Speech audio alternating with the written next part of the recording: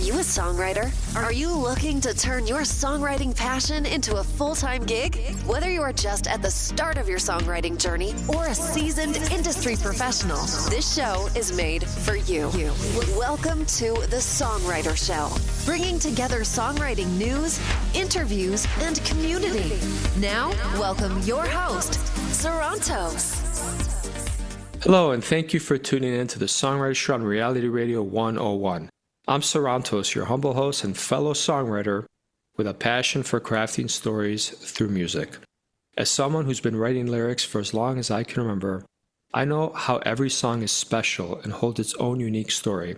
That's what brings us here together every single Tuesday to celebrate the voices behind the music we all love. Tonight, I'm so excited to have Randy Seymour on the show. He's a Texas music artist and a member of the European Country Music Hall of Fame. He's, of course, a native of Humble, Texas, and he's been making his own records with the help of Houston radio personality Arch Yancey since he was much younger. He's guest starred on WSM's Grand Ole Opry, and he's been doing this for a little bit. And now, welcome this week's special guest. Welcome to the show, Randy. How are you? I'm great. How are you, man? I'm good. I love your voice, man. It's got this cool, smooth, kind of mellow vibe to it. Well, it'll get worse as we go along, I'm sure. That's all right, man.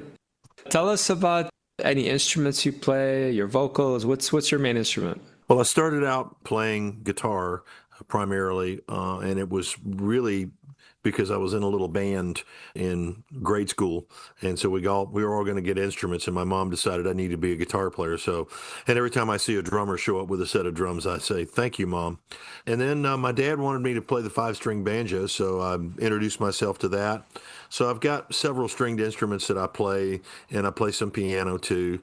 So mostly I do a lot of stuff on my own sessions, or I'll hire out somebody, and when they play it, I go, boy, I wish I could have played it like that. So 5-string banjo, acoustic guitar, the main one, electric guitar, some mandolin, some harmonica, and a little bit of piano, just enough to be almost dangerous. Dangerous on the dance floor or dangerous in the studio, or both? Just dangerous to myself. It's it's self-inflicted. It's like, well, was that any good? I used to work with a drummer one time, and we were making a record, and he came into the control room, and the engineer looks at me and says, "Hey man," he says, "was that Tom Phil that you just played there? Was that in time?" He looks at me and says, "It's in the same song."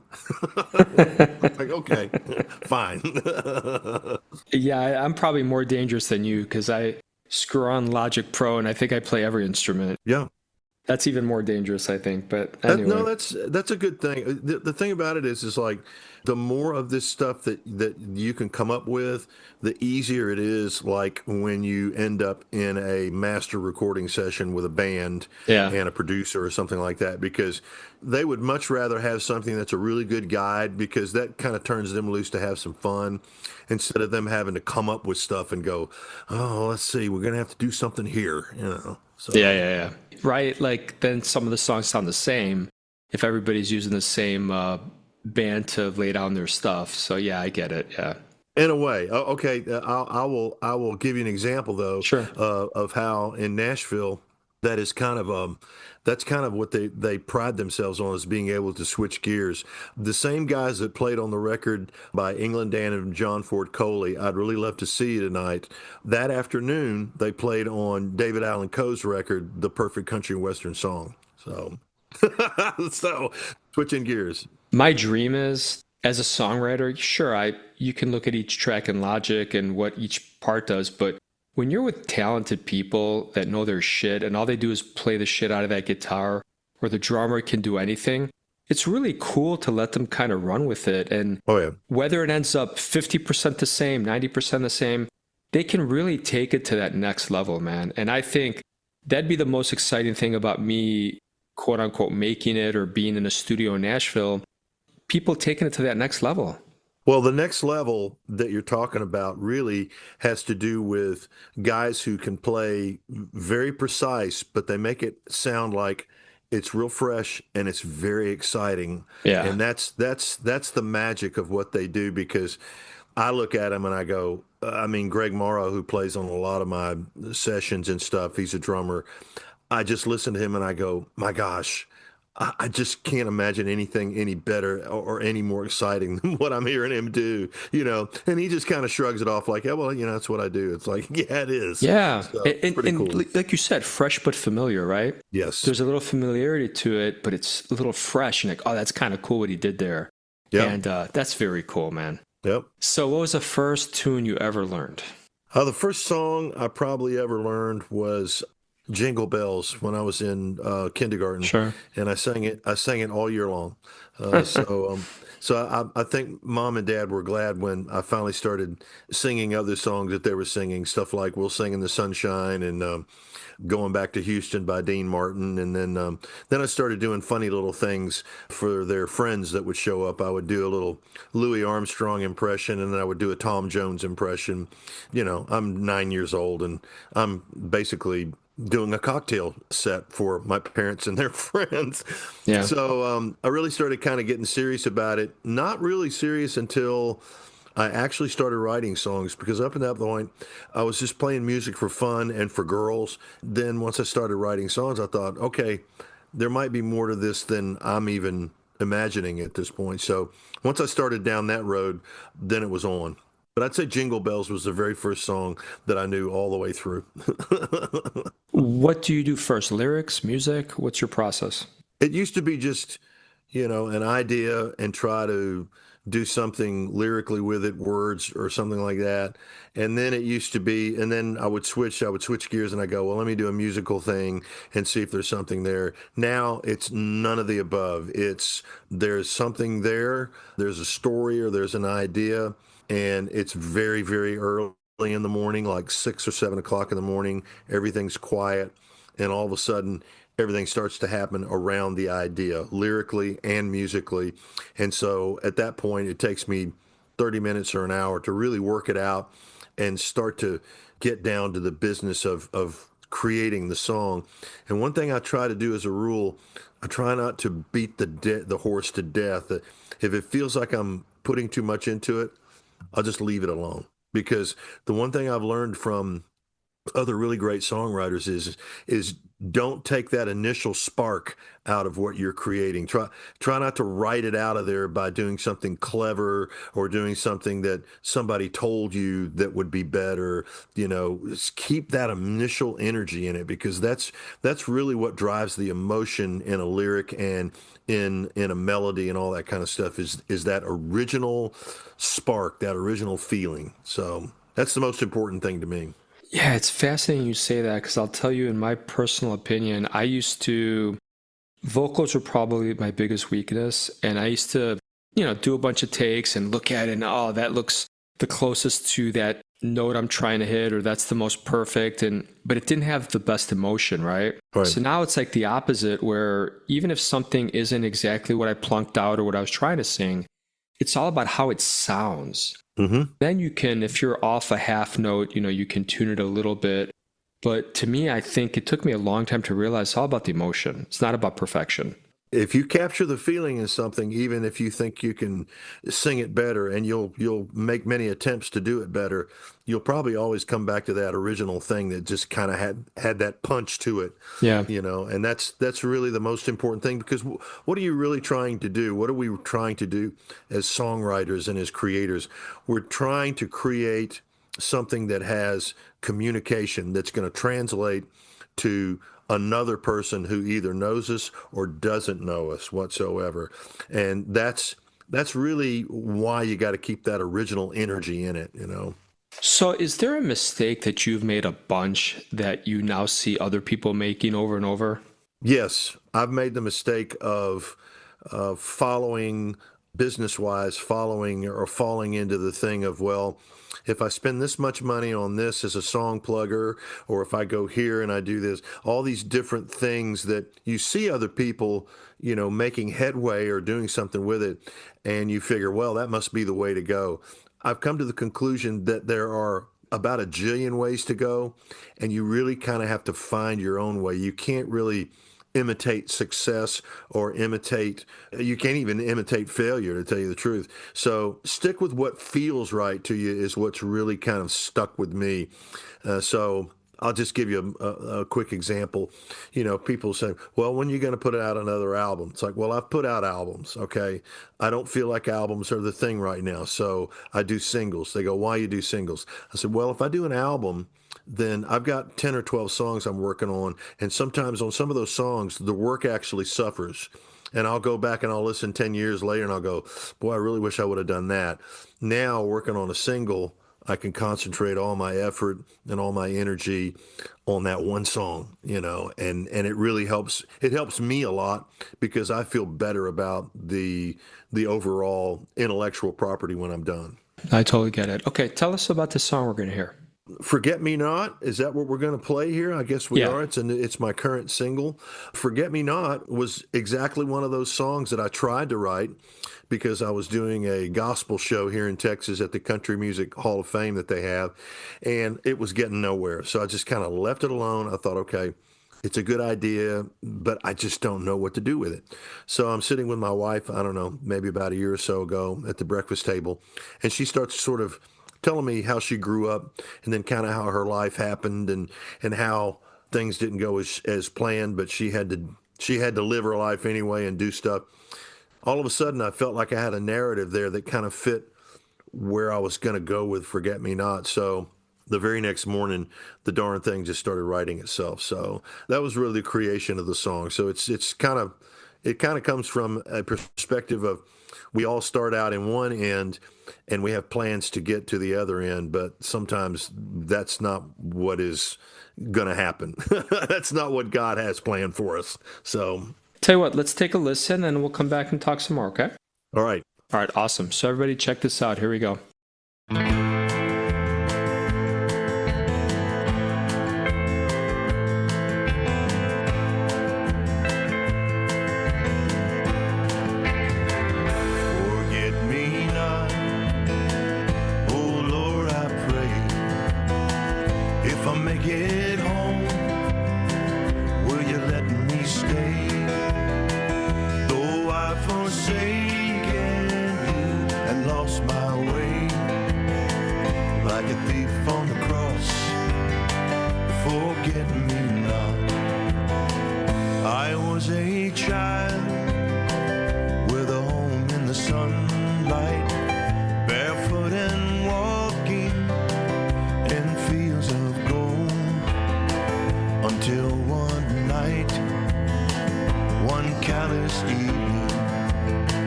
I started down that long dark road.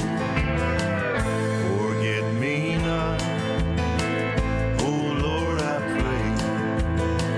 If I make it home, will you let me stay?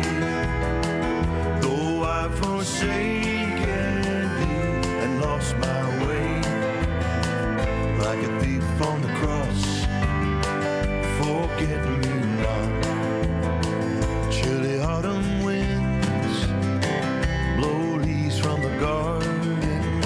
So goes my soul where it never stays.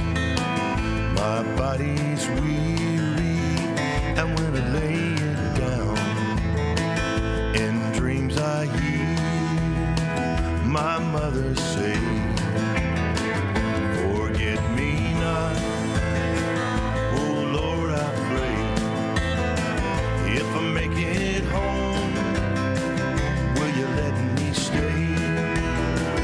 Though I've forsaken you and lost my way, like a thief on the cross, forget me not, with a soul that's lost, forget me not, oh Lord my God, forget me not.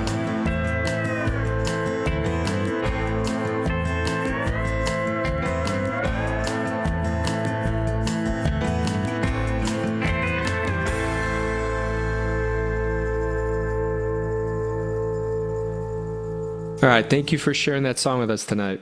Well, thank you for playing it. It's doing pretty well, and I'm kind of proud of the action that it's had so far since the last week of January when I released it. And it's getting a lot different responses than most of the other songs or records that I've put out in the last 4 or 5 years.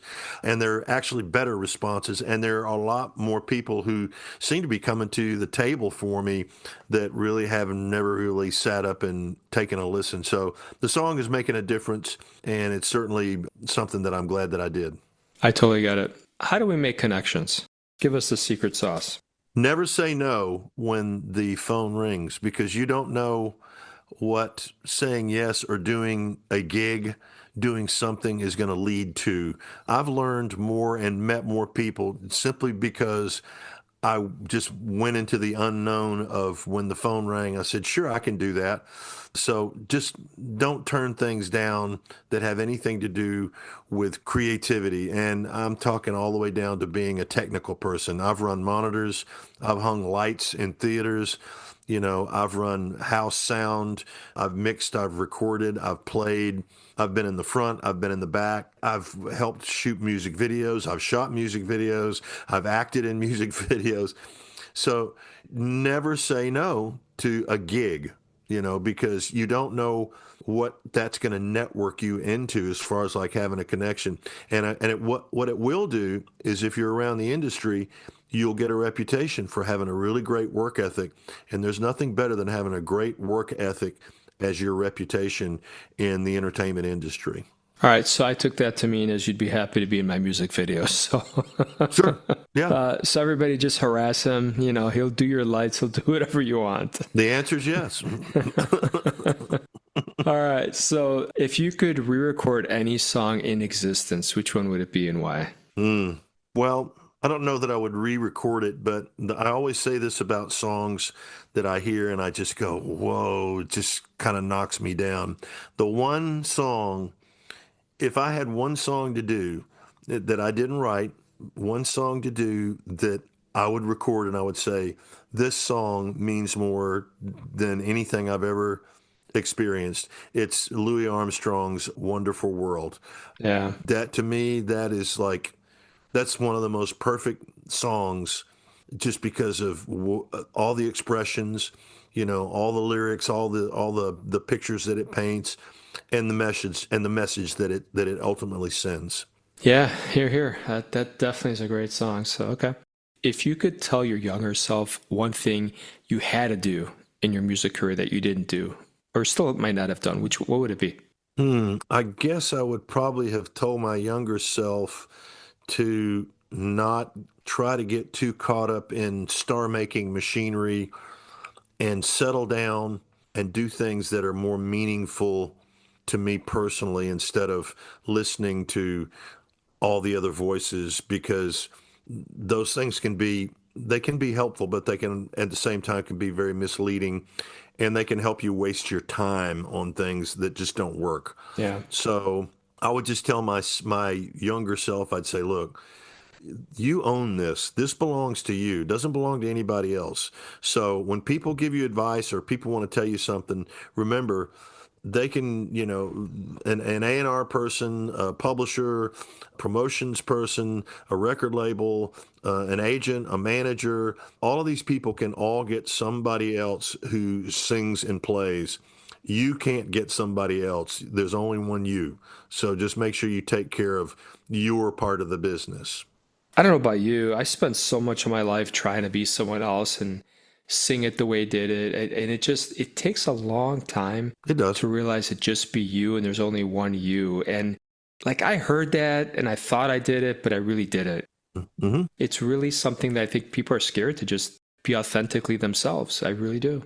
Well, there's nothing wrong with all of that, too, see, because I've benefited from the fact that I've done what you've done. I've done a lot of different things musically, and all of that stuff contributes to what I do when I'm sitting down and I'm writing something or I'm working on a record.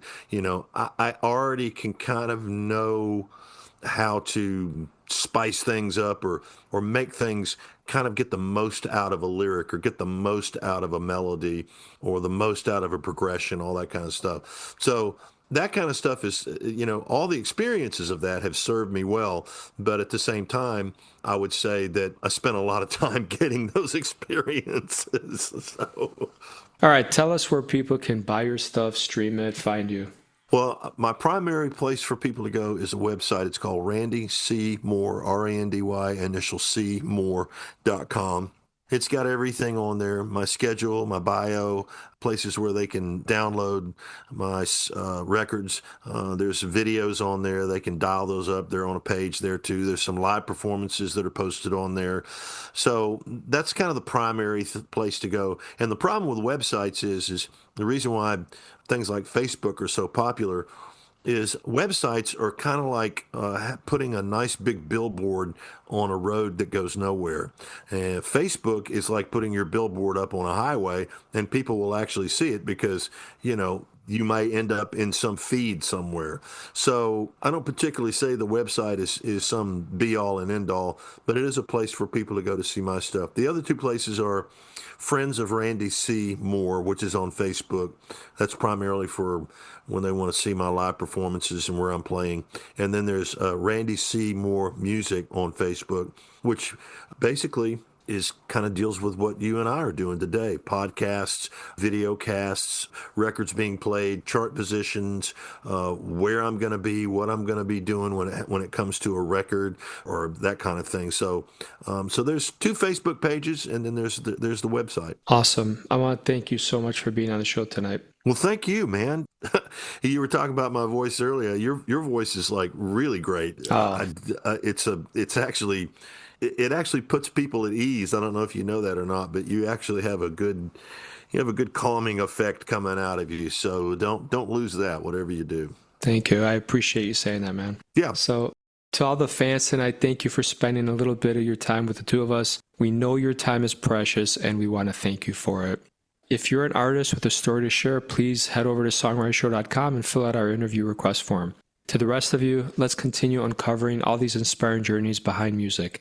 Everyone, please keep living, creating, connecting, and let's together let all of our stories be heard.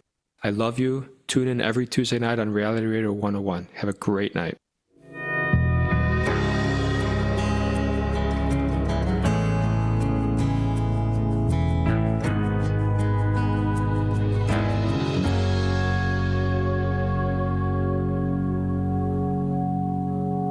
Life's an open road, every day a new adventure,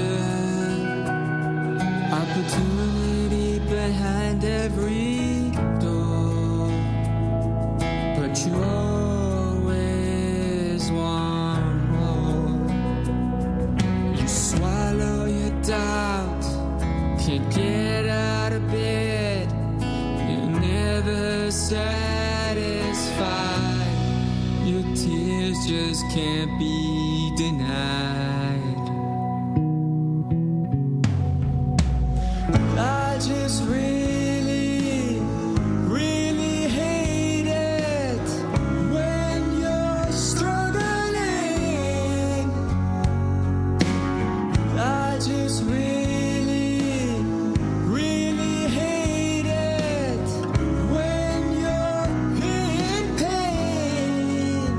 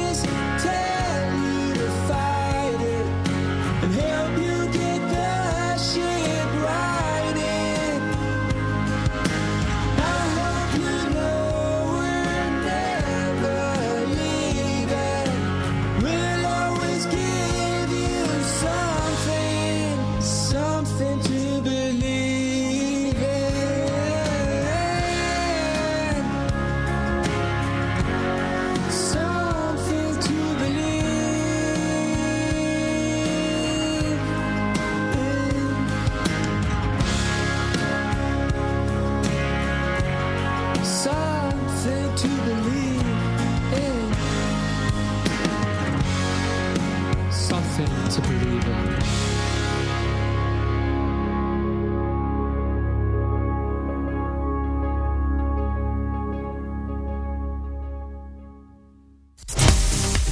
Thank you for listening to The Songwriter Show.